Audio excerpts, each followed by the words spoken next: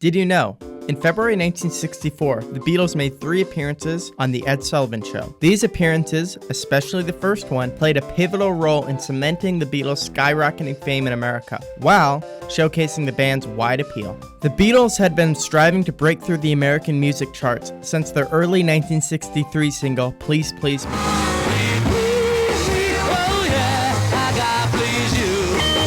Unfortunately, this song, along with future singles, failed to make a significant impact in America. Despite this failure, the Beatles spent the rest of 1963 conquering the United Kingdom and the rest of Western Europe, with hits like She Loves You,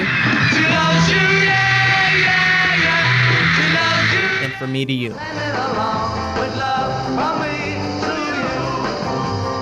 It wasn't until the Beatles' manager, Brian Epstein, went to America with an unfinished copy of I Wanna Hold Your Hand that Capitol Records agreed to sign the Beatles and support their dream of conquering the American audience. After a massive marketing campaign, a finished version of I Wanna Hold Your Hand was released as a single in America, quickly ascending to the top of the charts, aligning perfectly with the band's planned appearance on The Ed Sullivan Show. The hype for the Beatles' appearance on The Ed Sullivan Show reached new heights when they landed at JFK Airport, greeted by a massive crowd of adoring fans. When the band finally appeared on the show, they drew a staggering 73 million viewers, making it the single largest viewership in American television history. Tragically, between their arrival in America and their appearance on The Ed Sullivan Show, the Beatles' lead guitarist, George Harrison, fell ill in his hotel room. While George attempted to recover, the band's most cherished roadie and friend, Neil Aspinall, filled in for Harrison during rehearsal. The Beatles opened the show with Paul McCartney's All My Love. Close your eyes and I'll kiss you tomorrow. Subtly demonstrating that despite I Wanna Hold Your Hand being their biggest hit, they were not solely reliant on it for their success. Paul McCartney continued to lead the band through Till There Was You, showcasing their huge range by performing a ballad that may have been more familiar to the parents in the audience than their children. Then there was music. The song also served to introduce the band further, with name cards displaying for each of the members during solo shots. The cards even shared that John was married, creating a more intimate connection with the audience. The Beatles performed She Loves You next, one of their biggest hits in Europe,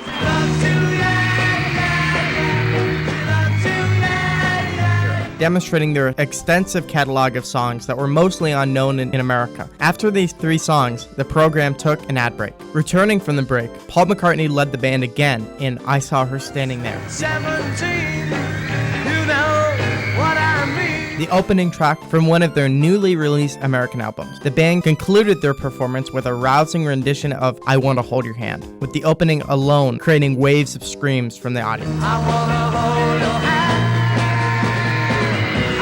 After this performance, the band approached Ed Sullivan and warmly shook hands with him, all 4 of the Beatles grinning widely. This interaction subtly conveyed that, despite their controversial haircuts, the Beatles remained respectable and non-intimidating, relieving some concerns of American parents. Upon rewatching the appearance, it becomes apparent that the show highlighted Paul McCartney over John Lennon, who was the band's leader. McCartney led the Beatles through 3 songs, and when Lennon sang, his microphone was notably lower than Paul's. The camera also focused more on McCartney, and even George Harrison had more remarkable moments than Lennon, performing 3 solos while making eye contact with the camera. Ringo was also prominently featured, positioned on a tall pedestal. The only standout moment for Lennon was his name card, which mentioned that he was married. Whether this focus on McCartney was intentional by the Ed Sullivan production team, seeing him as more camera-ready and cute, or merely a harmless mistake, is open for viewers to interpret. The Beatles made 3 more appearances on The Ed Sullivan Show, including a memorable remote episode in Miami, Florida, where the band donned their iconic collarless suits and John showcased his new guitar.